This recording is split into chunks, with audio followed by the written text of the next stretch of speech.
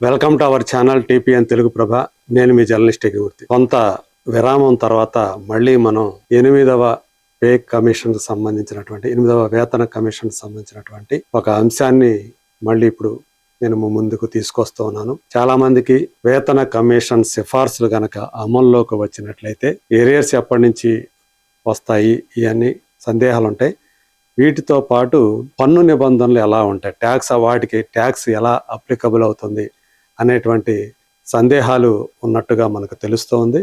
So దాని గురించినటువంటి వివరాలను ఇప్పుడు నిపుణులు అందజేస్తూ ఉన్నారు. మామూలుగా అయితే ఇది వచ్చే సంవత్సరం మధ్యలో నుంచి ఈ సిఫార్సులు అనేవి అమల్లోకి వస్తాయి. కాకపోతే ఏరియర్స్ అనేవి జనవరి 2026 అంటే ఈ సంవత్సరం జనవరి నుంచే వస్తాయి అని చెప్తున్నారు. ఆల్మోస్ట్ 20 నెలలు అంతకంటే ఎక్కువ నెలలకు సంబంధించినటువంటి ఏరియర్స్ వచ్చే అవకాశం ఉంది అని చెప్పేసి కూడా మనకి తెలుస్తోంది. కేంద్ర ప్రభుత్వ ఉద్యోగులు, పెన్షనర్లు ఎదురు చూస్తున్న 8వ వేతన కమిషన్ సిఫార్సులు ఇంకా చర్చల దశలో ఉన్నప్పటికీ బకాయి మొత్తాలు భారీగా అందే అవకాశాలు మాత్రం కనిపిస్తున్నాయని చెప్పేసి చెప్తున్నారు. ఇందా నేను చెప్పినట్టు జనవరి 1, 2026 నుంచే వేతన కమిషన్ సిఫార్సుల్ని అమలు చేయాలనేటువంటి ఆశాభావంతో అమలు ఆలస్యమైతే 18 నుంచి 24 నెలల బకాయిలు ఒకేసారి చేతికొచ్చేటువంటి పరిస్థితి ఏర్పడవచ్చని చెప్పి ఆర్థిక నిపుణులు అంచనా వేస్తూ ఉన్నారు. ఈ బకాయిలు ఎలా ఉంటాయంటే ఉద్యోగుల వాళ్ళ జీతం స్థాయి ఏంటి అంటే ఏ లెవెల్ ఎంప్లాయీ, అలాగే ఫిట్మెంట్ ఫ్యాక్టర్ ఎంత అనే దాని మీద ఆధారపడి ఇవి మారతాయని చెప్పేసి చెప్పుకోవచ్చు. 8వ వేతన కమిషన్ నవంబర్ 2025లో ఏర్పాటు చేశారు. ఇది చెప్పుకుందే. సిఫార్సులు ఇంకా చర్చల్లో ఉన్నాయి. ఆల్రెడీ జరుగుతూ వస్తూ ఉన్నటువంటి విషయం, ఏప్రిల్ నుంచి అవి జరుగుతూ వస్తున్నటువంటి విషయం మనం మాట్లాడుకుంటూ ఉన్నాం. అధికారికంగా అమలు 2027లో జరిగితే జనవరి 2026 నుంచి ఎప్పటి నుంచి అయితే ఆలస్యమైందో అప్పటి కాలం వరకు కూడా బకాయిలు లెక్కించి చెల్లించాల్సి ఉంటుంది. ఇంతకుముందు కూడా 7వ వేతన్ కమిషన్ సమయంలో కూడా ఇలాంటి ఆలస్యమే జరిగింది. 2014లో అప్పుడు కమిషన్ అనేది ఏర్పాటైతే సిఫార్సులేమో 2016లో అమలయ్యాయి. అంటే అప్పుడు కూడా ఆల్మోస్ట్ 2 ఏళ్ల సమయం పట్టింది ఇప్పటి మాదిరిగానే. దీంతో ఉద్యోగులు ఆ బ్యాక్ పే అంటే ఎరియర్స్ అనే వాటిని అన్నిటి కూడా పొందారు. అదే తరహాలో ఇప్పుడు 8వ కమిషన్లో కూడా 20 నెలలకు పైగా బకాయిలు వచ్చే అవకాశం ఉందని చెప్పేసి నిపుణులు చెబుతూ ఉన్నారు. ఇక్కడ అత్యంత కీలకమైనది ఫిట్మెంట్ ఫ్యాక్టరే. బకాయి మొత్తం 2 ప్రధానమైనటువంటి అంశాలపై ఆధారపడుతుంది. 1 ఫిట్మెంట్ ఫ్యాక్టర్, 2 ఎంప్లాయీ యొక్క పే లెవెల్.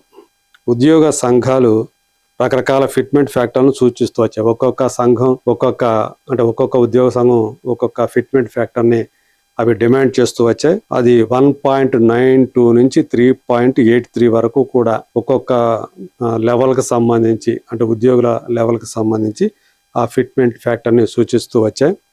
ఫ్యాక్టర్ ఎక్కువైతే జీతం పెరుగుదల, బకాయి మొత్తం కూడా చాలా భారీ స్థాయిలో ఉంటాయి. కనీస జీతం 92% నుంచి 283% వరకు పెరిగే అవకాశాలు ఉన్నట్టు అంచనాలు తెలియజేస్తున్నాయి. అంటే అట్లీస్ట్ 92% ఆల్మోస్ట్ 100% దగ్గరగా. అంటే ఇవాళ 10,000 తీసుకునే వాళ్ళు బేసిక్ అప్పుడు 20,000 దగ్గర 20,000 తీసుకుంటారు.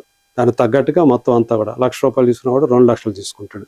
ఆ రేంజ్లో పెరుగుతాయి. ఇంకా అవకాశం ఏంటంటే 1,00,000 తీసుకునేవాడు 3 లక్షలు కూడా, 10,000 తీసుకునేవాడు దగ్గర 30,000కి దగ్గరగా కూడా తీసుకునేటువంటి అవకాశాలు ఎక్కువగానే ఉన్నాయి.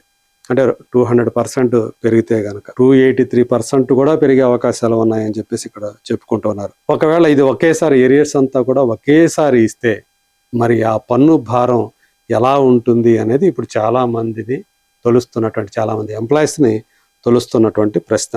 ఉద్యోగుల్లో ఈ ఆదాయ పన్ను చట్టం సెక్షన్ 89(1) కింద రిలీఫ్ లభించే అవకాశం ఉంది అని చెప్పేసి చెప్తున్నారు. ఇది ఈ పన్నుకు సంబంధించి బకాయిలు ఏ సంవత్సరానికి చెందినవో ఆ సంవత్సరాల పన్ను ఎలా ఉంది ఆ లెక్కల ప్రకారమే రిలీఫ్ని లెక్కిస్తారు. అంటే ఇప్పుడు సపోజ్ వచ్చే సంవత్సరం పెరుగుతుంది, ట్యాక్సులు పెంచారు, కానీ మీ ఎరియర్స్ కనుక ఈ సంవత్సరానికి అంటే 2026 సంవత్సరానికి సంబంధించి అయితే ఈ సంవత్సరం ఎంత ఉంది, ట్యాక్స్ ఎంత ఉండేది, దాని ప్రకారమే లెక్కించి ఆ పన్నుని చెల్లించాల్సి ఉంటుందని చెప్పేసి మనకు తెలుస్తుంది. బకాయి సంవత్సరాల వారీగా విభజించి ఏ సంవత్సరానికి అవసరం విభజించి ప్రతి సంవత్సరం పన్ను లెక్కలు చేసి ప్రస్తుత సంవత్సరం పన్ను భారంతో పోల్చి అదనపు భారాన్ని తగ్గించుకోవచ్చు అని చెప్పేసి చెప్తున్నారు. సిఏ చాందిని ఆనందన్, ఈమె ట్యాక్స్ ఎక్స్పర్ట్.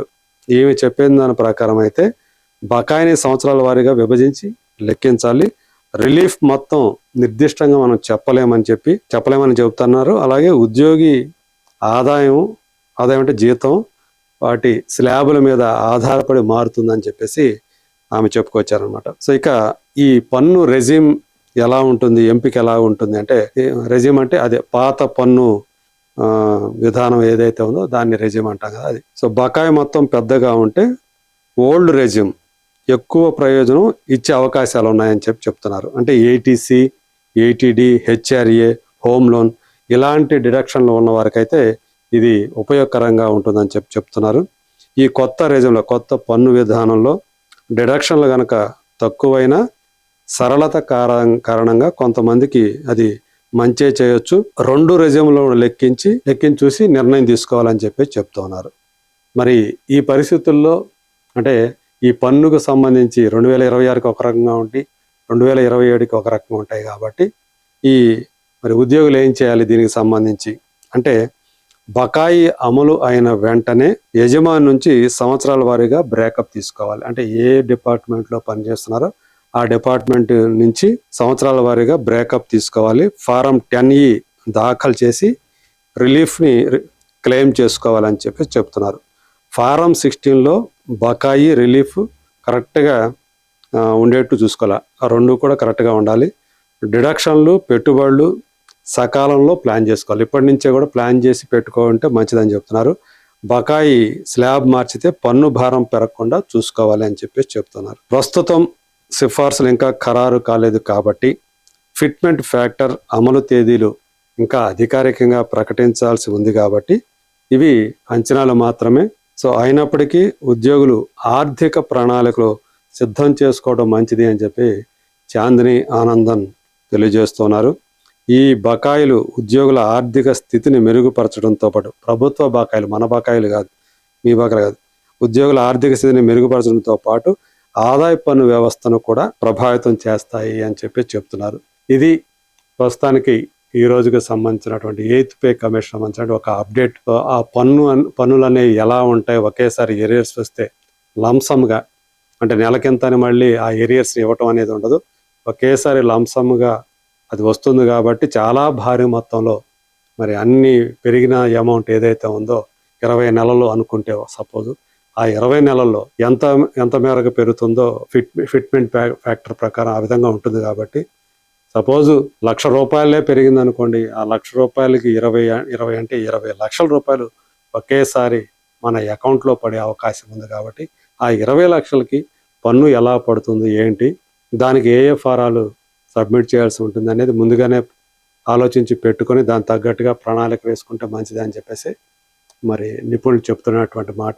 ఈ 8th పే కమిషన్ సంబంధించినటువంటి మరింత ఆసక్తికరమైనటువంటి సమాచారం అప్డేట్ తోటి మళ్ళీ నేను ముందుకు వస్తాను. అంతవరకు let us wait and see.